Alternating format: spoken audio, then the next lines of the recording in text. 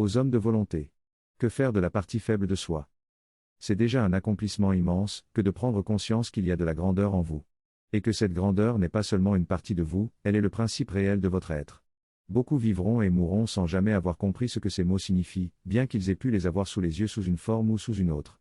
Si vous êtes un homme de paresse, vous trouverez le moyen de bricoler quelques conceptions susceptibles de vous dispenser de tout travail par rapport à cette grandeur qui est en vous.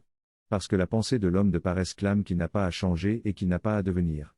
Il demeure déjà au cœur de la toute perfection. D'où vient alors qu'il est incapable de joie inconditionnelle et incapable de quiétude inconditionnelle?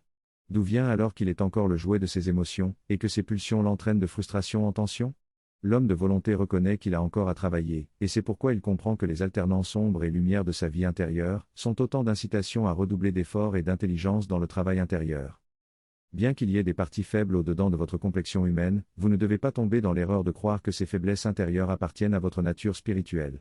Ce sont des éléments de votre complexion humaine, et leur existence est simultanément normale et anormale. Elle est normale, parce que votre complexion humaine porte ses faiblesses dans le code de vie qui le structure et qui le détermine.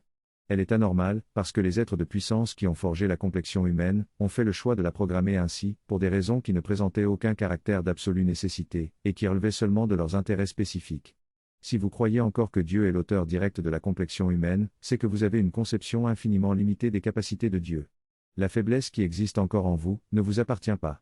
Alors vous pouvez vous détacher d'elle, et vous ouvrir à la vérité qui vous dit que votre véritable nature est un potentiel infini de grandeur. Vous êtes certes grand, mais vous devez magnifier sans cesse cette grandeur, car vous n'êtes pas un être de l'ordre de l'absolu statique, vous êtes un être de l'ordre du devenir éternel.